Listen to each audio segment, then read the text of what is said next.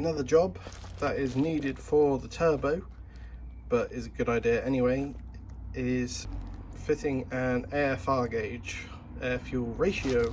So you have a sender like this, which needs to go inside your exhaust.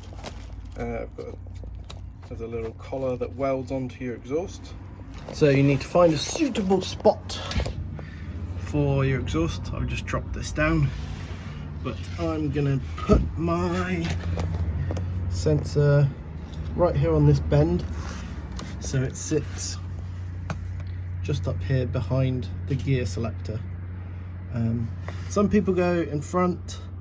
I figured I've got a bit more room there, so just need to drill a hole in there and weld in the bung, and then the rest is just wiring.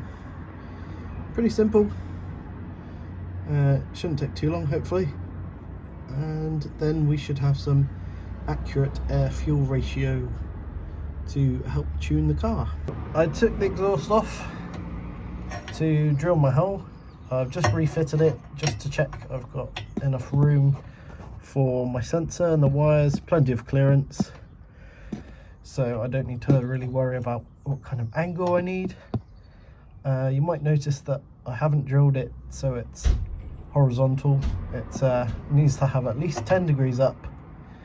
I think it's so water doesn't condense into the sensor. So yeah, we'll pull the exhaust back off and weld in that bung, and then we should be good to go. Just got to feed all the wires up through, and we should be able to put the wires through that grommet there, and then it's just a bit more wiring on the inside. Happy days. Right, there we go. Not the neatest welding, but it should do. So at the minute we've still got the Y piece, but once I have the turbo, that will be turbo down pipe to the link pipe, and then this is where it kinks behind the gear change or the rod change. So yeah, gauge will just, the sensor will just sit in there, and then just got to wire it up. Now we're inside the car. This is the hole that's already in the floor for the reverse light switch. We've got a big plug and we've got a little plug. So what I'm going to do is I'm going to pull the pins out. You have to put a tiny screwdriver in there, which pushes down the tab, and then you can pull them out. Obviously, make sure you put them back in the right order. So there you go, that's the order I've got. Hopefully that's right, should be. So we'll take all the pins out, push the wires through the grommet, and then reconnect it, and hopefully we haven't messed anything up.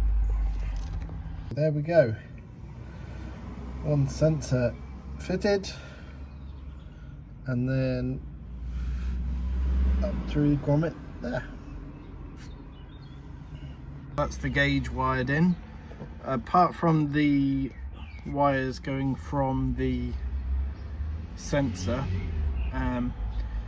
you only need a power, which is your normal 12 volts with a 10 amp fuse, and then a good ground. So I've taken it from this green and white, which is a switched live, and that is actually set up to feed my cigarette lighter, phone charger thing, and then I've just got wires coming from there underneath the dash here. I do need to find a good way to mount this, but turn the key and it all turns on, does the sweep, and then start the engine, and it starts measuring.